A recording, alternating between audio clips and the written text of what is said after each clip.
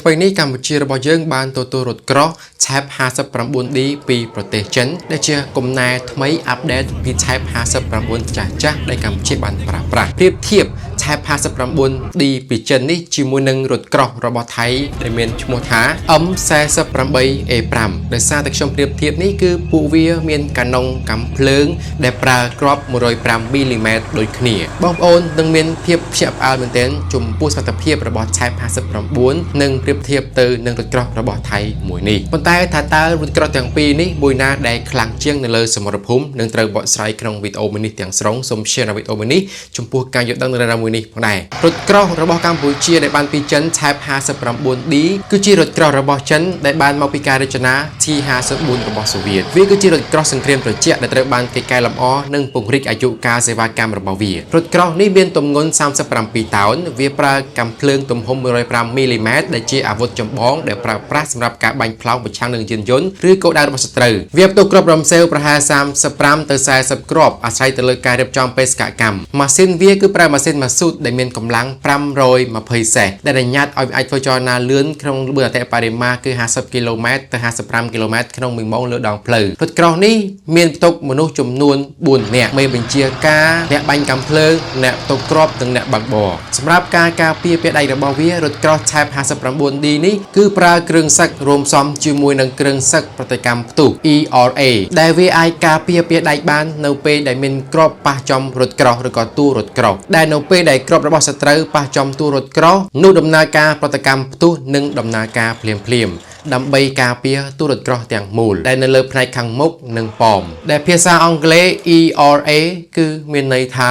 Explosive Reactive Armor ដែលវានឹងជួយការពារតួរថក្រោះនេះគឺបង្កើនការប្រឆាំងនឹងអាវុធប្រឆាំងរថក្រោះមួយចំនួនវាក៏មានប្រព័ន្ធគ្រប់គ្រងការបាញ់វាយប្រហារដែលធ្វើឲ្យប្រសើរឡើងនៅលើវាផងដែររួមទាំងការមើលឃើញគោលដៅកាន់តែប្រសើរឡើងនិងឧបករណ៍វាស់ចម្ងាយឡាស៊ែរ Type 59D គឺជារថក្រោះរបស់សូវៀតដែលត្រូវបានគេធ្វើឲ្យប្រសើរឡើងជាមួយនឹងកាំភ្លើងកាន់តែល្អជាងមុនការមើលឃើញបានល្អជាងមុននិងបន្ថែមពាសដែក ERA ប្រតិកម្មក្នុងការផ្ទុះចំណែកឯរថក្រោះ M48A5 របស់ថៃដែលប្រើប្រាស់ដោយប្រទេសថៃគឺជាកំណែអាប់ដេតនៃរថក្រោះ M48 Patton របស់សហរដ្ឋអាមេរិកវាត្រូវបានគេកែលម្អក្នុងសង្គ្រាមត្រជាក់ដើម្បីរក្សាមានប្រយោជន៍សម្រាប់សេវាកម្មកាន់តែយូរជាងនោះរថក្រោះនេះមានទម្ងន់ធ្ងន់ជាង Type 59D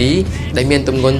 45ទៅ47តោនវាប្រើកាំភ្លើងទំហំ105មីលីម៉ែត្រដែលមានទំហំស្រដៀងគ្នាផងដែរប៉ុន្តែផ្អែកទៅលើការរចនារបស់សហរដ្ឋអាមេរិកម៉ាស៊ីនរបស់វាផលិតកម្លាំងបាន750ទៅ800សេសអាស្រ័យទៅលើកំណែនេះផ្ដល់ឲ្យវានៅល្បឿនប្រហែល48ទៅ50គីឡូម៉ែត្រក្នុង1ម៉ោងលើដងផ្លូវវាអាចផ្ទុកទាហានចំនួន4នាក់រួមមានមេបញ្ជាការអ្នកបាញ់កាំភ្លើងអ្នកផ្ទុកគ្រាប់និងអ្នកបើកបរពាក្យដៃរបស់វាត្រូវបានផលិតពីដែកថែបក្រាស់រឹងមាំសម្រាប់សម័យកាលរបស់វាប៉ុន្តែមិនរាប់បញ្ចូលពាក្យដែកដែលមានសមាសធាតុទំនើបនោះទេវាអាចមើលឃើញបានច្បាស់និងប្រព័ន្ធគ្រប់គ្រងការបាញ់បានល្អប៉ុន្តែនៅតែសាមញ្ញបើប្រៀបធៀបទៅនឹងរថក្រោះសម័យទំនើប M48A5 នេះគឺជារថក្រោះសង្គ្រាមត្រជាក់របស់សហរដ្ឋអាមេរិកដែលមានទម្ងន់ធ្ងន់ជាងជាមួយនឹងគ្រឿងសឹកពាសដែករឹងមាំនិងប្រព័ន្ធត្រូវបានគេអាប់ដេតប៉ុន្តែនៅតែជាបច្ចេកវិទ្យាចាស់ដដែលប្រៀបធៀបអំពីកម្លាំងបាញ់រថក្រោះទាំងពីរគឺប្រើកាំភ្លើងដូចគ្នាទំហំ105មីលីម៉ែត្រដូច្នេះបាញ់បានស្រដៀងគ្នា Type 59D ប្រើប្រាស់កាំភ្លើងដែលបានមកពីការរចនាបថចិនសូវៀតឯ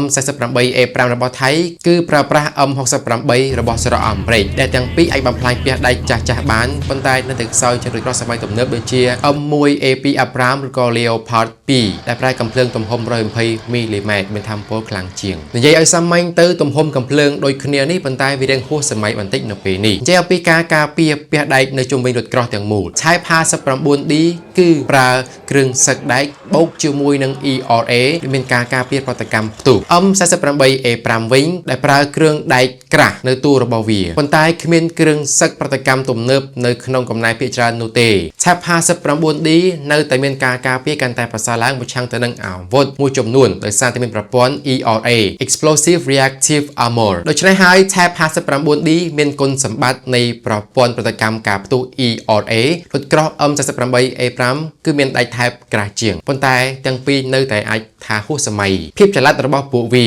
Type 59D ប្រើប្រាស់ម៉ាស៊ីនដែលមានកម្លាំង